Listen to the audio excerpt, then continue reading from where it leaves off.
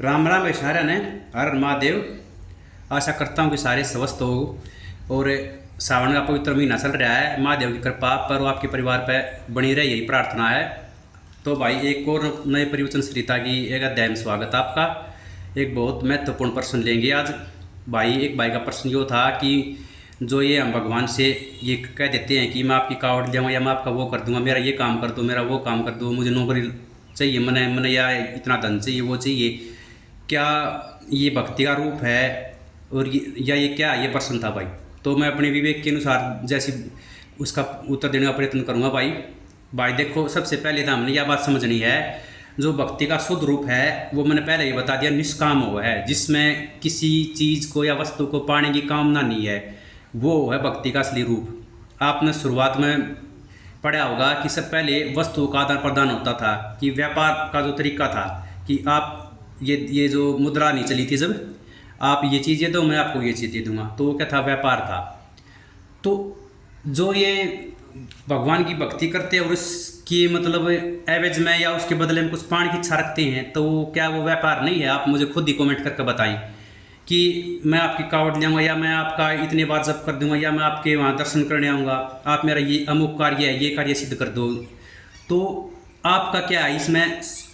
जो भी हम ये चीज़ कहते हैं तो इसमें क्या है, हमारा निजी स्वार्थ हो गया, वो व्यापार हो गया कि ये कर दो तो मैं ये कर दूंगा, आप ये कर दो तो मैं वो कर दूंगा।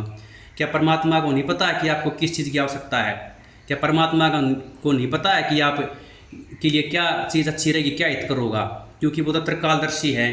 वो तो मैंने पहले भी कई बार बता चुका हूँ, ये बात स्वयं भगवान अविनाशी जो विष्णु के अवतार थे भगवान कृष्ण ने गीता में स्वयं कही है कि मैं प्रत्येक प्राणी के प्रत्येक क्षण के प्रत्येक कर्म को जानता हूँ। तो भगवान ने पता है भाई आपने पूर्व जन्म में या इस जन्म में आपने क्या कर्म करे हैं, आपके लिए आपके भाग्य में क्या है, तो वो समय के अनुसार अपने आप मिल जाएगा। इस चीज़ की बार बार भगवान तक कामना नहीं करनी चाहिए, जो मेरे हिसाब से तो भगवान का अपमान है।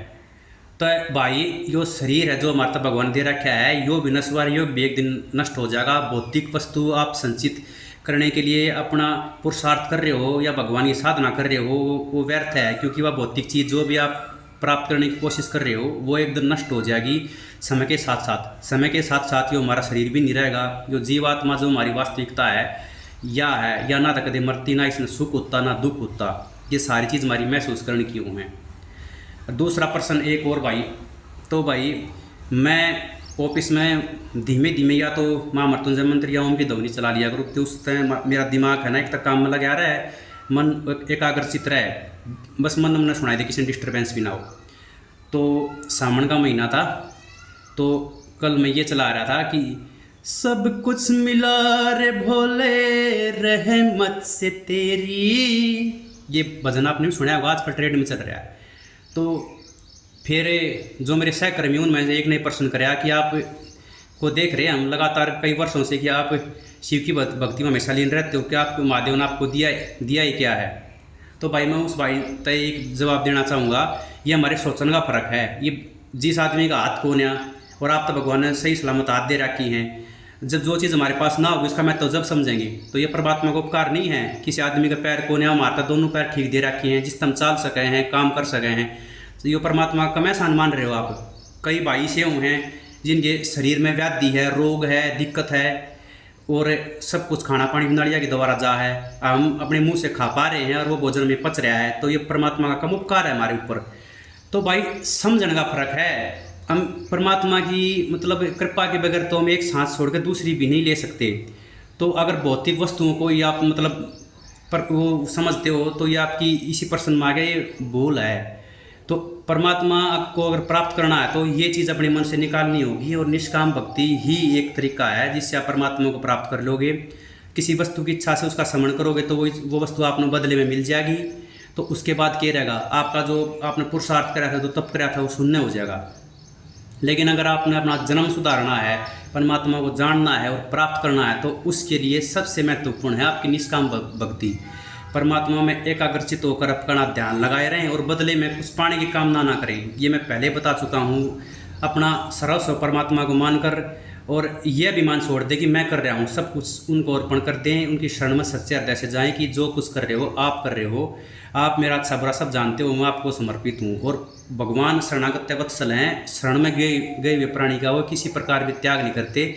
ये मैंने एक बार भी उदाहरण देकर समझाया था कि जैसे भगवान विष्णु अपनी सैया पर विश्राम कर रहे थे और एक हाथी के बच्चे को गरा ने उसका पैर पकड़ लिया था मगरमच्छ ने, तो उसने आधी रात के समय भगवान को पुकारा कि ये भगवान मैं आपकी शरण में हूँ, तो भगवान सब कुछ छोड़कर पैदल ही भाग के चले गए थे उसकी रक्षा करने। तो यह कहने का प्रयत्न मैं कर रहा हूँ कि परमात्मा की निष्काम भक्ति करें। वो त्रिकालदर्शी हैं, वो सर्वज्ञ हैं, वो सब कुछ जानते हैं।